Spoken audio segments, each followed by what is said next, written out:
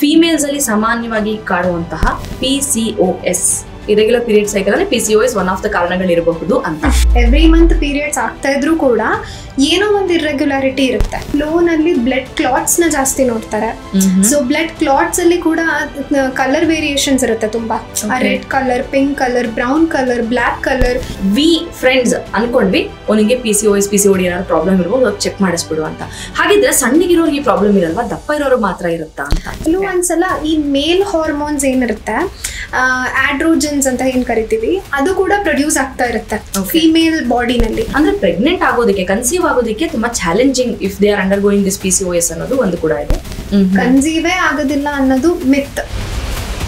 ಈಗ ಹೇಗೆ ಆಗ್ಬಿಟ್ಟಿದೆ ಅಂತ ಹೇಳಿದ್ರೆ, ಪೀರಿಯಡ್ಸ್ ಆಗಬೇಕು ಅಂದ್ರೆ ಸೆಲ್ಫ್ ಡಯಾಗ್ನೋಸಿಸ್ ಜಾಸ್ತಿ ಆಗ್ಬಿಟ್ಟಿದೆ. ಅವರೇ ಹೋಗಿ ಬರ್ತ್ ಕಂಟ್ರೋಲ್ ಪಿಲ್ ತಗೊಳ್ಳೋದು, ಅಥವಾ ಈಗ ನಿಂಗೆ ಇಮಿಡಿಯೇಟ್ ಆಗಿ ಪ್ರೀಪೋನ್ ಮಾಡ್ಕೋಬೇಕಾ ಮಾತ್ರೆ ತಗೋ, ಪೋಸ್ಟ್ಪೋನ್ ಮಾಡ್ಕೋಬೇಕಾ ಮಾತ್ರೆ ತಗೋ, ಪೀರಿಯಡ್ಸ್ ಆಗ್ತಾ ಇಲ್ವಾ ಮಾತ್ರೆ ತಗೋ. ಪ್ರತಿಯೊಂದು ಫೀಮೇಲ್ ಅವ್ರಿಗೆ ಪೀರಿಯಡ್ಸ್ ಅಲ್ಲಿ ಸಮಸ್ಯೆ ಇರ್ಲಿ ಇಲ್ದೇನೆ ಹೋಗ್ಲಿ, ಒಂದ್ ಅಡಿಷನ್ ಮಾಡ್ತೀನಿ, ಸೀಡ್ ಸೈಕ್ಲಿಂಗ್ ಅಂತ ಹೇಳ್ತೀನಿ. ಗೊತ್ತಿಲ್ಲ ಯಾವಾಗ ಪೀರಿಯಡ್ಸ್ ಆಗುತ್ತೆ ಅಂತಾನೆ ಗೊತ್ತಿಲ್ಲ, ಹೇಗೆ ನಾನು ಸೀಡ್ಸ್ ತಗೊಳ್ಳಿ ಅಂತ. PCOS ಅನ್ನೋದು ರಿವರ್ಸಿಬಲ್, ಸರಿ ಹೋಗುತ್ತಾ?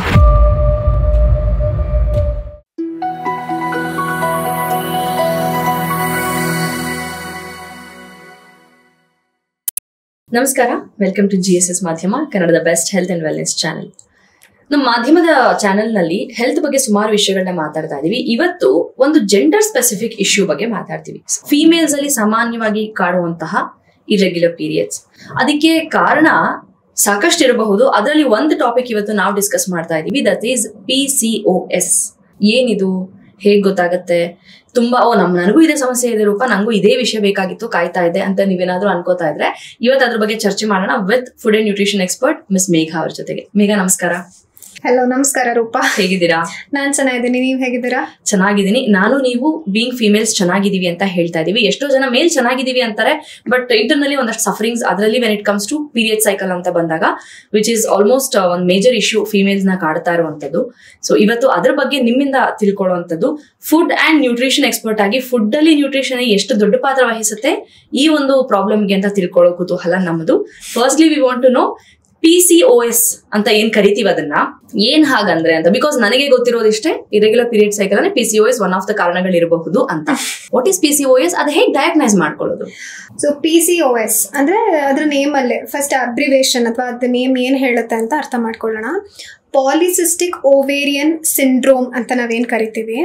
ಸೊ ಇದು like how the name says, ಈಗ ಅಲ್ಲಿ ಸಿಸ್ಟ್ ಅಥವಾ ಏನೋ ಒಂದು ಅಬ್ನಾರ್ಮ್ಯಾಲಿಟಿ ಅಥವಾ ಇರ್ರೆಗ್ಯುಲಾರಿಟಿ ಫಿಮೇಲ್ಸ್ ಅಲ್ಲಿ ಆಗೋದನ್ನ PCOS ಅಂತ ಕರೀತಾರೆ. ಓಕೆ, ಇದೆಲ್ಲದಕ್ಕೂ ಸಮಸ್ಯೆ ಪೀರಿಯಡ್ಸ್ ಒಂದೇನಾ? ಅಲ್ಲ.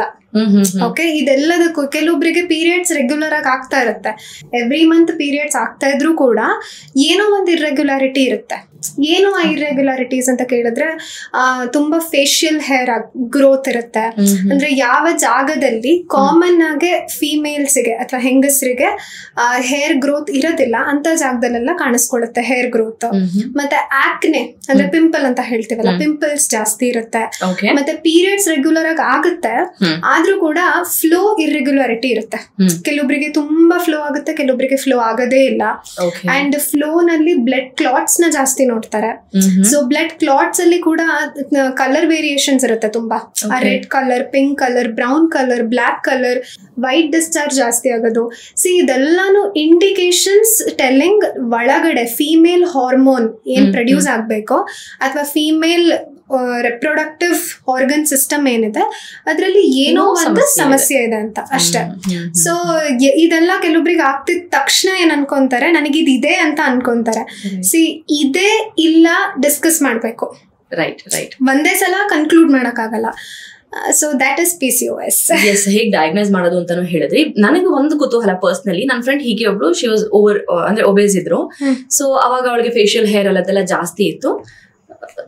ವಿ ಫ್ರೆಂಡ್ಸ್ ಅನ್ಕೊಂಡ್ವಿ ಅವನಿಗೆ PCOS PCOD ಏನಾದ್ರು ಪ್ರಾಬ್ಲಮ್ ಇರ್ಬೋದು, ಚೆಕ್ ಮಾಡಿಸ್ಬಿಡು ಅಂತ. ಹಾಗಿದ್ರೆ ಸಣ್ಣಗಿರೋರಿಗೆ ಪ್ರಾಬ್ಲಮ್ ಇರಲ್ವಾ, ದಪ್ಪ ಇರೋರಿಗೆ ಮಾತ್ರ ಇರುತ್ತಾ ಅಂತ? ಸಿ ಹಂಗೆಲ್ಲ ಏನು ಇಲ್ಲ ಆಯ್ತಾ. ಈಗ ಎಷ್ಟೊಂದ್ಸಲ ನಾನು ಈ ವೆಯ್ಟ್ ವಿಷಯಕ್ಕೂ ಇದನ್ನ ಹೇಳಿದೀನಿ. ಸಣ್ಣ ಇದ್ದವರೆಲ್ಲ ಆರೋಗ್ಯವಾಗಿದ್ದಾರೆ ಅಂತಲ್ಲ, ದಪ್ಪ ಇದ್ದವರೆಲ್ಲ ಆರೋಗ್ಯ ಹಾಳಾಗೋಗಿದೆ ಅಂತ ಅಲ್ಲ. ಸೊ ಸಣ್ಣ ಇದ್ ಮಾತ್ರಕ್ಕೆ PCOD ಅಥವಾ PCOS ಸಮಸ್ಯೆನೇ ಬರಬಾರ್ದ ಅವರಿಗೆ? ಅದೆಲ್ಲ ಐ ಥಿಂಕ್ ದಟ್ಸ್ ಅ ಮಿತ್. ಸಣ್ಣ ಇದ್ರೂ ಕೂಡ ರಿಪ್ರೊಡಕ್ಟಿವ್ ಆರ್ಗನ್ ಅಲ್ಲಿ ಅಂದ್ರೆ ಫಿಮೇಲ್ಸ್ ಅಲ್ಲಿ 2 ಹಾರ್ಮೋನ್ ಸದಾ ಪ್ರೊಡ್ಯೂಸ್ ಆಗ್ತಾನೆ ಇರಬೇಕು, ಹೆಚ್ಚು ಕಮ್ಮಿ ಆಗ್ಬಾರ್ದು. ಓಕೆ, ಈಸ್ಟ್ರೋಜನ್ ಪ್ರೊಜೆಸ್ಟ್ರಾನ್ ಕೇಳ್ತಾನೆ ಇರ್ತೀವಿ ಇದನ್ನ, ಅಂಡ್ ಇವಾಗೆಲ್ಲ ಇದ್ರ ಬಗ್ಗೆ ಇನ್ಫಾರ್ಮೇಶನ್ ಎಲ್ಲಾ ಕಡೆ ಸಿಗುತ್ತೆ. ಸೊ ಇದು ಕೆಲವೊಂದ್ಸಲ ಜಾಸ್ತಿನೂ ಆಗುತ್ತೆ, ಕೆಲವೊಂದ್ಸಲ ಕಡಿಮೆನೂ ಆಗುತ್ತೆ, ಅದು ಕೂಡ ಸಮಸ್ಯೆ. ಕೆಲವೊಂದ್ಸಲ ಈ ಮೇಲ್ ಹಾರ್ಮೋನ್ಸ್ ಏನಿರುತ್ತೆ, ಆಡ್ರೋಜನ್ಸ್ ಅಂತ ಏನ್ ಕರಿತೀವಿ, ಅದು ಕೂಡ ಪ್ರೊಡ್ಯೂಸ್ ಆಗ್ತಾ ಇರುತ್ತೆ ಫಿಮೇಲ್ ಬಾಡಿನಲ್ಲಿ. ಅದು ಜಾಸ್ತಿ ಪ್ರೊಡ್ಯೂಸ್ ಆದಾಗ್ಲೇನೆ ಈ ತರ ಸಮಸ್ಯೆಗಳೆಲ್ಲ ಕಾಣಿಸ್ಕೊಳ್ಳೋದು. ಸೊ ಅದಕ್ಕೆ ದಪ್ಪ ಸಣ್ಣ ಅಲ್ಲ, ಸಣ್ಣ ಇರೋರಿಗೂ ಈ ತರ ಇಂಬ್ಯಾಲೆನ್ಸ್ ಹಲವಾರು ಕಾರಣಗಳಿಗಾಗ್ಬಹುದು. ಸ್ಟ್ರೆಸ್ ಇಂದ ಆಗ್ಬಹುದು, ಅಥವಾ ನಿದ್ದೆ ಸರಿ ಮಾಡದೇ ಇರೋದ್ರಿಂದ ಆಗಬಹುದು, ಅಥವಾ ಅವರಿಗೆ ಲೈಫ್ ಸ್ಟೈಲ್ ಸರಿ ಇಲ್ಲದೆ ಇರೋದ್ರಿಂದ ಕೂಡ ಆಗಬಹುದು. ಸೊ ದಪ್ಪ ಸಣ್ಣ ಐ ಥಿಂಕ್ ಅವ್ರವ್ರು ಅರ್ಥ ಮಾಡ್ಕೊಂಡಿರೋದು, ಅಥವಾ ಅವ್ರವರೇ ಡಿವೈಡ್ ಮಾಡ್ಬಿಟ್ಟಿದ್ದಾರೆ. ದಪ್ಪ ಇರೋರ್ಗೆ PCOS ಬರುತ್ತೆ, ಸಣ್ಣ ಇರೋರು ತುಂಬಾ ಆರೋಗ್ಯವಾಗಿದ್ದಾರೆ ಅಂತ ಮಾಡ್ಕೊಂಡ್ಬಿಟ್ಟಿದ್ದಾರೆ. ಇವಾಗ ಏನ್ ಗೊತ್ತಾ, ಈ PCOS ಸಮಸ್ಯೆ ಇದ್ದವ್ರಿಗೆ, ಅದರಲ್ಲೂ ಸ್ವಲ್ಪ ಟೀನ್ಸ್ ಅಲ್ಲಿ ಅಥವಾ ಯಂಗ್ ಏಜ್ ಅಲ್ಲಿ ಬಂತು, ಮದ್ವೆ ಮಾಡ್ಬೇಕು ಅಂತ ಅನ್ಕೊಳ್ತಾರೆ. ಅಯ್ಯೋ ಮದ್ವೆ ಮಾಡ್ಬೇಕು, ಮುಂದೆ ಮಕ್ಳಾಗೋದಕ್ಕೆಲ್ಲ ಸಮಸ್ಯೆ ಆಗ್ಬಿಡುತ್ತೆ, ಮೊದ್ಲಿಂದ ರಿಸಾಲ್ವ್ ಮಾಡ್ಕೊಂಡ್ಬಿಡ್ಬೇಕು ಅಂತ ಮಾತಾಡೋದನ್ನ ಕೂಡ ಕೇಳಿದೀವಿ. ಅಂದ್ರೆ ಪ್ರೆಗ್ನೆಂಟ್ ಆಗೋದಕ್ಕೆ, ಕನ್ಸೀವ್ ಆಗೋದಕ್ಕೆ ತುಂಬಾ challenging if they are under going this PCOS ಅನ್ನೋದು ಒಂದು ಕೂಡ ಇದೆ. ಅದ್ರ ಬಗ್ಗೆ ಹೇಳಿ. ಹಂಗೆಲ್ಲ ಏನೂ ಇಲ್ಲ ಆಯ್ತಾ. ಈಗ PCOS ಇತ್ತು ಅಂತ ಹೇಳಿದ್ರೆ ಹೌದು, ಕನ್ಸೀವ್ ಆಗೋದಕ್ಕೆ ಸ್ವಲ್ಪ ಪ್ರಾಬ್ಲಮ್ ಆಗಬಹುದೇನೋ, ಕನ್ಸೀವೇ ಆಗೋದಿಲ್ಲ ಅನ್ನೋದು ಮಿತ್. ಓಕೆ, ಸೊ ಅದನ್ನ ಸರಿ ಮಾಡ್ಕೊಳ್ಳೋದು ಇಸ್ ಆಲ್ವೇಸ್ ಬೆಸ್ಟ್. ಅವ್ರು ಎಂತ ವಯಸ್ಸಲ್ಲಿ ಇದ್ರು ಕೂಡ ಮದ್ವೆ ವಯಸ್ಸಿಗೆ ಬಂದಾಗ ಮಾತ್ರ ಸರಿ ಮಾಡ್ಕೋಬೇಕನ್ನೋದೇನಿಲ್ಲ ಅಲ್ವಾ. ಚಿಕ್ಕದ್ರಲ್ಲೇ ಗೊತ್ತಾಯ್ತು ಅಂತ ಹೇಳಿದ್ರೆ ಅದನ್ನ ಸರಿ ಮಾಡ್ಕೊಳ್ಳೋದು ನಮ್ಗೆ ಒಳ್ಳೇದೇನೆ. ಅದನ್ನ ಹೇಗೆ ಸರಿ ಮಾಡ್ಕೊಳ್ಳೋದು ನಾನು ಹೇಳ್ತಾನೆ ಬರ್ತಾ ಇದ್ದೀನಿ. ಇವಾಗ ನಮ್ದು ಹಲವಾರು ಎಪಿಸೋಡ್ಸ್ ನೋಡ್ಕೊಂಡ್ ಬಂದ್ರೆ ನಾನು ಲೈಫ್ ಸ್ಟೈಲ್ ಮೇಲೆ ಯಾವಾಗ್ಲೂ ಫೋಕಸ್ ಮಾಡ್ತಾ ಇರ್ತೀನಲ್ವಾ. ಸೊ ಲೈಫ್ ಸ್ಟೈಲ್ ನ ಸ್ವಲ್ಪ ಕರೆಕ್ಷನ್ ಮಾಡ್ಕೊಂಡ್ರೆ ಮದ್ವೆ ಆದ್ಮೇಲಾದ್ರೂ ಅಷ್ಟೇ, ಮದ್ವೆಗ್ ಮುಂಚೆ ಆದ್ರೂ ಅಷ್ಟೇ, ಮಕ್ಕಳಾದ್ಮೇಲಾದ್ರೂ ಅಷ್ಟೇ ಆ ಸಮಸ್ಯೆಗಳು ಕಾಣಿಸ್ಕೊಳ್ಳಲ್ಲ. ಓಕೆ, ಬಟ್ ಈ ವಿಚಾರಕ್ಕೆ ಬಂದಾಗ, ಅಂದ್ರೆ ಗೆಟಿಂಗ್ ಪ್ರೆಗ್ನೆಂಟ್ ಅಂದಾಗ ಇನ್ನೊಂದು ವಿಚಾರ ಏನಿದೆ, ಬರ್ತ್ ಕಂಟ್ರೋಲ್ ಪಿಲ್ ತಗೊಂಡ್ರೆ ವಿತ್ ಟೈಮ್ PCOS ಕಮ್ಮಿ ಆಗುತ್ತೆ ಅನ್ನೋದು ಕೂಡ ಇದೆ. ಇಸ್ ಇಟ್ ಸೋ ಅಂತ? ಅದೊಂಥರ ಹೆಂಗಂದ್ರೆ ಕ್ವಿಕ್ ರೆಮಿಡಿ ತರ ಅಷ್ಟೇ. ಆಗ ತಕ್ಷಣಕ್ಕೆ ಪೀರಿಯಡ್ಸ್ ಆಗ್ಬೇಕು, ಆಗುತ್ತೆ. ತಕ್ಷಣಕ್ಕೆ ಪಿಂಪಲ್ ಹೋಗ್ಬೇಕು, ಹೋಗುತ್ತೆ. ಆ ತರ ಇಮಿಡಿಯೇಟ್ ಆಗಿ ಏನೋ ಕಾಣುತ್ತೆ, ಬಟ್ ಅದರದ್ದು ಪೋಸ್ಟ್ ಎಫೆಕ್ಟ್ಸ್, ಕಾನ್ಸಿಕ್ವೆನ್ಸಸ್ ಅಂತ ಏನ್ ಹೇಳ್ತೀವಲ್ಲ, ಕಾನ್ಸಿಕ್ವೆನ್ಸಸ್ ನ ನಾವು ನೋಡ್ತಾ ಬಂದ್ರೆ ನಂಗೆ ಅದ್ ಗೊತ್ತಾಗೋದೇ ಇಲ್ಲ. ಅದ್ ಏನ್ ಧೈರ್ಯ ಮಾಡಿ ತಗೋತಾರೆ ಬರ್ತ್ ಕಂಟ್ರೋಲ್ ಪಿಲ್ಸ್ ಅಂತ ಗೊತ್ತಾಗಲ್ಲ ನಂಗೆ. ಅಗೇನ್ ಬರ್ತ್ ಕಂಟ್ರೋಲ್ ಪಿಲ್ಸ್ ನ ಡಾಕ್ಟರ್ ಅಡ್ವೈಸ್ ತಗೊಂಡು ಒಂದು ಪರ್ಟಿಕ್ಯುಲರ್ ಡೋಸೇಜ್ ಅಲ್ಲಿ ತಗೋತಾ ಇದಾರೆ ಅಂತ ಹೇಳಿದ್ರೆ ಪರವಾಗಿಲ್ಲ, ಡಾಕ್ಟರ್ ಸೂಪರ್ವಿಷನ್ ಇರುತ್ತೆ. ಈಗ ಹೇಗ್ ಆಗ್ಬಿಟ್ಟಿದೆ ಅಂತ ಹೇಳಿದ್ರೆ, ಪೀರಿಯಡ್ಸ್ ಆಗ್ಬೇಕು ಅಂದ್ರೆ ಸೆಲ್ಫ್ ಡಯಾಗ್ನೋಸಿಸ್ ಜಾಸ್ತಿ ಆಗ್ಬಿಟ್ಟಿದೆ. ಅವರೇ ಹೋಗಿ ಬರ್ತ್ ಕಂಟ್ರೋಲ್ ಪಿಲ್ ತಗೊಳ್ಳೋದು, ಅಥವಾ ಈಗ ನಿಂಗೆ ಇಮಿಡಿಯೇಟ್ ಆಗಿ ಪ್ರೀಪೋನ್ ಮಾಡ್ಕೋಬೇಕಾ ಮಾತ್ರೆ ತಗೋ, ಪೋಸ್ಟ್ಪೋನ್ ಮಾಡ್ಕೋಬೇಕಾ ಮಾತ್ರೆ ತಗೋ, ಪೀರಿಯಡ್ಸ್ ಆಗ್ತಾ ಇಲ್ವಾ ಮಾತ್ರೆ ತಗೋ. ಸೊ ಇದು ಹೇಗ್ ಆಗ್ಬಿಟ್ಟಿದೆ ಅಂತ ಹೇಳಿದ್ರೆ, ಬಾಡಿ ಅದನ್ನ ಫಂಕ್ಷನ್ ಮಾಡೋದಕ್ಕೆ ನಾವೇ ಬಿಡ್ತಾ ಇಲ್ಲ. ಅದಕ್ಕೆ ಏನ್ ಸಮಸ್ಯೆ ಆಗ್ತಾ ಇದೆ, ಕೆಲವು ದಿನ ಹೆಚ್ಚು ಕಮ್ಮಿ ಆಗುತ್ತೆ, ಲೇಟ್ ಆಗ್ಬೋದು, ಬೇಗ ಆಗ್ಬೋದು, ಕೆಲವೊಂದ್ಸಲ ಫ್ಲೋ ಜಾಸ್ತಿ ಆಗಿರ್ಬೋದು. ನಾನು ರಿಯಾಕ್ಟ್ ಮಾಡಕ್ ಬಿಡ್ಬೇಕು ನನ್ನ ಬಾಡಿಗೆ. ಅದು ಏನಕ್ಕೆ ನಿಜವಾಗ್ಲೂ ಆಗ್ತಾ ಇದೆ ಹಾಗೆ ಅನ್ನೋ ರೂಟ್ ಕಾಸ್ ಅರ್ಥ ಮಾಡ್ಕೋಬೇಕು. ಸುಮ್ನೆ ಮೇಲೆ ಮೇಲೆ ಮಾತ್ರೆ ತಗೊಂಡು ಬರ್ತ್ ಕಂಟ್ರೋಲ್ ಪಿಲ್ಸ್ ಅಂತ ಈಗೇನ್ ಕಾಮನ್ ಆಗಿ ಎಲ್ಲಾರ ಬಾಯಲ್ಲಿ ಓಡಾಡ್ತಾ ಇದೆ, ಎಲ್ಲಾರ ಮನೆಗಳಲ್ಲೂ ಓಡಾಡ್ತಾ ಇದೆ ಆಲ್ಮೋಸ್ಟ್. ಅದನ್ನ ತಗೊಂಡ್ರೆ ಅದೇನಂತಾರೆ ಅವಾಗಿನ ರೆಮಿಡಿ ಅಷ್ಟೇ, ಅದು ಖಂಡಿತ ಇರುತ್ತೆ. ಓಕೆ, ಬಟ್ ಈ PCOS ಅನ್ನೋದು ರಿವರ್ಸಿಬಲ್, ಸರಿ ಹೋಗುತ್ತಾ, ಮಾಡಬಹುದಾ? ನನ್ನ almost 50-60% of the clients females ಇರೋದು. ಪ್ರತಿಯೊಬ್ರು ನನಗೆ PCOS ಅಥವಾ PCOD ಅಂತ ಬಂದಿರೋರು ಪ್ರತಿಯೊಬ್ರಿಗೂ ಕೂಡ ರಿವರ್ಸ್ ಆಗಿದೆ, ರಿವರ್ಸ್ ಮಾಡ್ಕೊಂಡಿದ್ದಾರೆ. Okay, that is again life style ಮತ್ತೆ ಈ ರೀತಿಯ ಕೇರ್ ಇಂದ. ನಾನು ಒಂದು ಸಿಂಪಲ್ ಅಡಿಷನ್ ಮಾಡ್ತೀನಿ. ಪ್ರತಿಯೊಂದು ಫಿಮೇಲ್ ಅವ್ರಿಗೆ ಪೀರಿಯಡ್ಸ್ ಅಲ್ಲಿ ಸಮಸ್ಯೆ ಇರ್ಲಿ ಇಲ್ದೇನೆ ಹೋಗ್ಲಿ, ಒಂದ್ ಅಡಿಷನ್ ಮಾಡ್ತೀನಿ, ಸೀಡ್ ಸೈಕ್ಲಿಂಗ್ ಅಂತ ಹೇಳ್ತೀನಿ. ಓಕೆ, ಸೊ ಕೆಲವೊಂದು ಸೆಟ್ ಆಫ್ ಸೀಡ್ಸ್ ನ ಕೆಲವೊಂದು ಫೇಸಸ್ ಆಫ್ ಪೀರಿಯಡ್ಸ್ ಅಲ್ಲಿ ಅಥವಾ ಫೇಸಸ್ ಆಫ್ ಮಂತ್ ಅಲ್ಲಿ ತಗೋಬೇಕಾಗುತ್ತೆ. Okay, first 15 days of the month first phase ತಗೋತೀವಿ, ಯಾವುದು pumpkin seeds and flax seeds.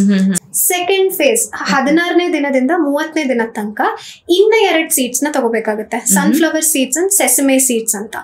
So ಈ ತರ ಸೀಡ್ಸ್ ನ ಥ್ರೂಔಟ್ ದ ಮಂತ್ ಅವರ ಪರ್ಟಿಕ್ಯುಲರ್ ಫೇಸ್ ಆಫ್ ಪೀರಿಯಡ್ ಪ್ರಕಾರ ತಗೋತಾ ಹೋದ್ರೆ ಸುಮಾರಷ್ಟು ಹಾರ್ಮೋನಲ್ ಕರೆಕ್ಷನ್ಸ್ ಗೊತ್ತಿಲ್ದಿರ ಆಗೋಗುತ್ತೆ. ಆ first 15 days includes the period cycle ಆಗ್ತಾ ಇರುವಾಗೂ ಆಗುತ್ತೆ. ಡೆಫಿನೆಟ್ಲಿ ಹೌದು, ರೈಟ್. ಬಟ್ ಈ ಸೀಡ್ಸ್ ತಗೊಳ್ಳೋದು ಅಂತ ಹೇಳಿದ್ರೆ is it like roasted form ಅಥವಾ ಹಾಗೆ ತಗೋಬೇಕು, ಹೇಗೆ ತಗೊಳ್ಬೇಕು ಅದನ್ನ, ಎಷ್ಟು ಕ್ವಾಂಟಿಟಿ ತಗೋಬಹುದು ರೂಪ? ಈಗ ನಾನೇನ್ ಹೇಳ್ತೀನಿ, ನನ್ಗೆ ಪರ್ಸನಲಿ ನಂಗೆ ಸೀಡ್ಸ್ ನ ಸುಮ್ನೆ ಹಾಗೆ ರೋಸ್ಟ್ ಮಾಡ್ಕೊಂಡು ತಿನ್ನಕ್ ಇಷ್ಟ ಆಗಲ್ಲ. ನಾನು ಅದನ್ನ ಡ್ರೈ ಫ್ರೂಟ್ ಲಡ್ಡು ತರ ಮಾಡ್ಕೋತೀನಿ. ಸೊ ರೆಸಿಪಿನ ಇನ್ನೊಂದ್ಸಲ ಯಾವಾಗಾದ್ರೂ ಮಾತಾಡುವಾಗ we can discuss the recipe. So laddu ತರ ಮಾಡ್ಕೋತೀನಿ. ಕೆಲವೊಬ್ರಿಗೆ ಟೈಮ್ ಆಗೋದಿಲ್ಲ, ನಂಗೆ ಲಡ್ಡು ಎಲ್ಲ ಮಾಡಕ್ ತುಂಬಾ ಎಫರ್ಟ್ ಮೇಗ ಅಂತ ಹೇಳಿದ್ರೆ ಸುಮ್ನೆ ರೋಸ್ಟ್ ಮಾಡ್ಕೊಂಡು ಪೌಡರ್ ಮಾಡ್ಕೊಳ್ಳಿ ಅಂತ ಹೇಳ್ತೀನಿ. 1 ಸ್ಪೂನ್ ತಗೊಂಡ್ರೆ ಸಾಕು. 1 tablespoon of each seed every day. ಹೌದು, every day. First 15 days, next 15 days. ತುಂಬಾ ಸಿಂಪಲ್ ಇದನ್ನ ಫಾಲೋ ಮಾಡಕ್ಕೆ. ಇನ್ನು ಕೆಲವ್ರು ಹೇಳ್ತಾರೆ ನನ್ಗೆ ಗೊತ್ತಿಲ್ಲ, ಯಾವಾಗ ಪೀರಿಯಡ್ಸ್ ಆಗುತ್ತೆ ಅಂತಾನೆ ಗೊತ್ತಿಲ್ಲ, ಹೇಗೆ ನಾನು ಸೀಡ್ಸ್ ತಗೊಳ್ಳಿ ಅಂತ. ಕರೆಕ್ಟ್. ಸೊ ಅದಕ್ಕೆ ಕೂಡ ದಸ್ ಎ ರೆಮಿಡಿ. ಈಗ ಮೂನ್ ಸೈಕಲ್ ಅಂತ ಫಾಲೋ ಮಾಡ್ತೀವಿ. ಅಂದ್ರೆ ಈಗ ನಮ್ಗೆ ಅಮಾವಾಸ್ಯೆ ಮತ್ತೆ ಹುಣ್ಣಿಮೆ ಅಥವಾ ಪೌರ್ಣಮಿ ಅಂತ ಏನ್ ಹೇಳ್ತೀವಿ ಅಂತ ಅಲ್ವಾ. ಸೊ ಈ ಫೇಸ್ ಪ್ರಕಾರ ಅಮಾವಾಸ್ಯೆ first 15 days of the month first phase ತಗೋತೀವಿ. ಯಾವುದು? Pumpkin seeds and flax seeds. Second phase ನಮ್ಗೆ ಹುಣ್ಣಿಮೆ ಬರೋ ತನಕ, ಪೌರ್ಣಮಿ ಬರೋ ತನಕ ಸೆಕೆಂಡ್ ಫೇಸ್ ಆಫ್ ಸೀಡ್ಸ್ ತಗೋತೀವಿ. Sunflower and sesame. ಸಿ ನಮ್ಗೆ ನೇಚರ್ ಅಲ್ಲಿ it is so well defined and ಅದೇ ಹೆಲ್ಪ್ ಮಾಡುತ್ತೆ. ಕೆಲವೊಬ್ರಿಗೆ ನೆನ್ಪಿಟ್ಕೊಳಕ್ ಆಗಲ್ಲ, ಕೆಲವೊಬ್ರು ನಂಗೆ ಮರ್ತ್ ಹೋಗುತ್ತೆ, ನಂಗೆ ಗೊತ್ತಿಲ್ಲ, ನನ್ಗೆ ಪ್ರಿಡಿಕ್ಟ್ ಮಾಡಕ್ ಆಗಲ್ಲ ಅಂತ ಹೇಳೋರು ಈ ಮೂನ್ ಸೈಕಲ್ ಫಾಲೋ ಮಾಡ್ಬೋದಲ್ಲ. ಮೂನ್ ಸೈಕಲ್ ಕ್ಯಾಲೆಂಡರ್ ನೋಡಿದ್ರೆ ಸಿಗುತ್ತೆ ನಮ್ಗೆ, ಆರಾಮಾಗಿ ನೆನ್ಪಿಟ್ಕೋಬಹುದು. ಅಂಡ್ ಕಷ್ಟ ಏನು ಇಲ್ಲ, ಲಡ್ಡುನೇ ಮಾಡ್ಕೋಬೇಕಂತ ಇಲ್ಲ. ಕೆಲವೊಬ್ರಿಗೆ ನಾನು ಟಿಕ್ಕೀಸ್ ಮಾಡಿಸ್ತೀನಿ, ಲಡ್ಡು ಬೇಡ ಅಂದ್ರೆ ಟಿಕ್ಕಿ ತರ ಮಾಡ್ತೀನಿ, ಬಿಸ್ಕೆಟ್ ತರ ಮಾಡಿಸ್ತೀನಿ. ಸೊ ಅವ್ರು ಹೇಗೆ ಕೇಳ್ತಾರೆ ಹಂಗ್ ಮಾಡಿಸ್ತೀನಿ. It's that simple. ಇದನ್ನ ಮಾಡ್ತಾ ಹೋದ್ರೆ female hormones oestrogen and progesterone ಎರಡೂ ಕೂಡ ನ್ಯೂಟ್ರಲೈಸ್ ಆಗುತ್ತೆ. ಅಂದ್ರೆ ಎಷ್ಟು ಪ್ರೊಡ್ಯೂಸ್ ಆಗ್ಬೇಕೋ ಅಷ್ಟು ಪ್ರೊಡ್ಯೂಸ್ ಆಗುತ್ತೆ. ಯಾವುದು ಜಾಸ್ತಿನೂ ಆಗಲ್ಲ, ಕಡಿಮೆನೂ ಆಗಲ್ಲ. ಇದು ಕೂಡ ಸಮಸ್ಯೆ. ಕೆಲವೊಬ್ಬರಿಗೆ ಈಸ್ಟ್ರೋಜನ್ ಡಾಮಿನೆನ್ಸ್ ಆಗಿರುತ್ತೆ, ಪ್ರೊಜೆಸ್ಟ್ರಾನ್ ಡಾಮಿನೆನ್ಸ್ ಆಗಿರುತ್ತೆ, ಅವಾಗ ಕೂಡ ಪೀರಿಯಡ್ಸ್ ಅಲ್ಲಿ ಸಮಸ್ಯೆ ಆಗುತ್ತೆ. ಸೊ ಇರ್ರೆಗ್ಯುಲಾರಿಟಿ ಇರುತ್ತೆ ಅಥವಾ ಫ್ಲೋ ಜಾಸ್ತಿ ಆಗುತ್ತೆ, ಕ್ಲಾಟ್ಸ್ ಜಾಸ್ತಿ ಬರುತ್ತೆ. ಸೊ ಇದೆಲ್ಲ ಕೂಡ ಸಮಸ್ಯೆನೆ. ಇದನ್ನ ನೆಗ್ಲೆಕ್ಟ್ ಮಾಡುವಂತ ಸಮಸ್ಯೆ ಖಂಡಿತ ಅಲ್ಲ. On a very personal note, ಮುಂಚೆ ಎಲ್ಲ ಈ ಸೀಡ್ ಸೈಕ್ಲಿಂಗ್ ಕಾನ್ಸೆಪ್ಟ್ ಎಲ್ಲ ಇರ್ಲಿಲ್ಲ ಅಲ್ಲ, ತುಂಬಾ ಮುಂಚೆ ಅಂತ ನೋಡಿದ್ರೆ. ಸುಮ್ನೆ ಊಟ ತಿಂಡಿ ಮಾಡೋರು ನ್ಯಾಚುರಲ್ ಆಗಿ ಬಾಡಿ ಹೇಗ್ ಬಿಹೇವ್ ಮಾಡ್ಬೇಕೋ ಹಾಗಾಗ್ತಾ ಇತ್ತು. ಇವಾಗ ಇಷ್ಟು ಕಾರಣಗಳು, ತೊಂದರೆಗಳಾಗ್ತಾ ಇರೋದು, ಅದಕ್ಕೆ ಈ ತರ ರೆಮಿಡೀಸ್ ಗಳು ಹೊಸದಾಗಿ ಹುಟ್ಕೊಳ್ತಾ ಇರುವಂತದ್ದು, what could be the reason? C definitely ನಾನು ಮುಂಚೆ ಇದನ್ನ ತಗೋತಿರ್ಲಿಲ್ಲ ಅಂತ ಹೇಳಿದ್ರೆ ನಂಬಲ್ಲ. ಮುಂಚೆ ಎಲ್ಲ ಅಕ್ಸೆ ಬೀಜ ಹಾಕಿ ಏನಾದ್ರು ಮಾಡೋರು. ಇಫ್ ಯು ರಿಮೆಂಬರ್, ಈಗ ನಿಮ್ಮ ಅಮ್ಮನ ಕಾಲದಲ್ಲಿ ಅಥವಾ ನೀವ್ ಚಿಕ್ಕವರಿದ್ದಾಗ ದ್ವಾಸಿ ಬಂತು ಅಂದ್ರೆ ಅಕ್ಸೆ ಸೊಪ್ಪಿನ ಪಲ್ಯ ಮಾಡ್ತಾ ಇದ್ರು. ಸೊ ದ್ವಾಸಿ ಯಾವ ಸೀಸನ್ ಆಫ್ ದ ಮಂತ್ ಅಲ್ಲಿ ಬರುತ್ತೆ ಅಥವಾ ಸೊ ದ್ವಾಸಿ ಬಂದಾಗ ಅಕ್ಸೆ ಸೊಪ್ಪಿನ ಪಲ್ಯ ಮಾಡೋದು was a mandate thing. Actually ಈಗ ನಾವು ಅಕ್ಸೆ ಬೀಜ ತಿಂತೀವಿ, that's flax seeds, new common flax seeds. ಎಳ್ಳು ಹಾಕಿ ಮುಂಚೆ ಎಲ್ಲ ಚಟ್ನಿ ಮಾಡೋರು, ಎಳ್ಳನ್ನ ಏನಾದ್ರು ಏನಂತಾರೆ ಪಾಯಸ ಮಾಡಿದಾಗ ಅಥವಾ ಏನೇನೋ ಅಡಿಗೆಗಳಿಗೆಲ್ಲ ಎಳ್ಳು ಉಪಯೋಗಿಸೋರಲ್ವಾ. ಸೊ ಖಂಡಿತ ಉಪಯೋಗಿಸೋರು. ಈಗ ಫ್ಯಾನ್ಸಿ ಟ್ರೆಂಡ್ ಹೆಂಗ್ ಆಗ್ಬಿಟ್ಟಿದೆ ಅಂತ ಹೇಳಿದ್ರೆ, ನಾನು ಈ ಅಡಿಗೆಗೆ ಇದನ್ನ ಹಾಕ್ಬಾರ್ದು, ಇದನ್ನ ಹಾಕಿದ್ರೆ ಚೆನ್ನಾಗಿರಲ್ಲ, ಇದಕ್ಕೆ ಇನ್ನೇನೋ ಹಾಕ್ಬೇಕು ಅಂದ್ರೆ ಆ ಟ್ರೆಂಡ್ ಆಫ್ ಕುಕಿಂಗ್ ಅಥವಾ ಟ್ರೆಂಡ್ ಆಫ್ ರೆಸಿಪಿ ಮೇಕಿಂಗ್ ಅಲ್ಲಿ ಏನಾಗ್ಬಿಟ್ಟಿದೆ, ಇದನ್ನೆಲ್ಲ ಅವ್ರವರೇ ನೆಗ್ಲೆಕ್ಟ್ ಮಾಡ್ಬಿಟ್ಟಿದ್ದಾರೆ. ಅಥವಾ ಕೆಲವೊಬ್ರು ಏನ್ ಮಾಡ್ತಾರೆ, ಇನ್ಕ್ಲೂಡೇ ಮಾಡ್ಕೋತಾ ಇಲ್ಲ ಬಿಕಾಸ್ ಆಫ್ ಟೇಸ್ಟ್. ಅಕ್ಸೆ ಸೊಪ್ಪು ಸ್ವಲ್ಪ ಕಹಿ ಇರುತ್ತೆ ಅಲ್ವಾ, ಅದಕ್ಕೆ ನಾವು ಅಕ್ಸೆ ಸೊಪ್ಪಿನ ಪಲ್ಯ ಮಾಡುವಾಗ ಬೇಳೆ ಬೇಯಿಸಿ ಬೇಳೆ ಜೊತೆ ಅಕ್ಸೆ ಸೊಪ್ಪು ಹಾಕ್ತಿವಿ. ಸೊ ಆ ಕಹಿ ಗೊತ್ತಾಗಲ್ಲ ಅಂತ. ಅಕ್ಸೆ ಬೀಜ ತಿನ್ಬೇಕು ಅಂತ ಹೇಳಿದ್ರೆ ಕಹಿ ಇರುತ್ತಲ್ಲ, ಅದಕ್ಕೆ ಬೇಡವೇ ಬೇಡ ನಂಗದು. ಸೊ ಹಂಗ ಅವಾಯ್ಡ್ ಮಾಡೋದಕ್ಕೋಸ್ಕರನೇ ನಾನು ಈ ತರ ಫ್ಯಾನ್ಸಿಯಾಗೆ ಹೊಸದಾಗೆ ಇನ್ಕ್ಲೂಡ್ ಮಾಡ್ಕೋಬೇಕಾಗಿರೋ ಪರಿಸ್ಥಿತಿ ಬಂದಿದೆಯಾ ಹೊರತು ಇದನ್ನ ಯಾರು ಎಲ್ಲಿಂದಾನು ರಿಮೂವ್ ಮಾಡೇ ಇಲ್ಲ ಅಥವಾ ಹೊಸದಾಗಿ ಆಡ್ ಮಾಡೋ ಪ್ರಮೇಯನೇ ಬಂದಿಲ್ಲ. ಫಸ್ಟ್ ಇಂದ ಇನ್ಕ್ಲೂಡ್ ಆಗಿತ್ತು, ನಾವು ಬಿಟ್ಬಿಟ್ಟಿದ್ವಿ, ಈಗ ಅದನ್ನ ಮತ್ತೆ ಸೇರಿಸ್ಕೋತಾ ಇದೀವಿ ಅಷ್ಟೇ.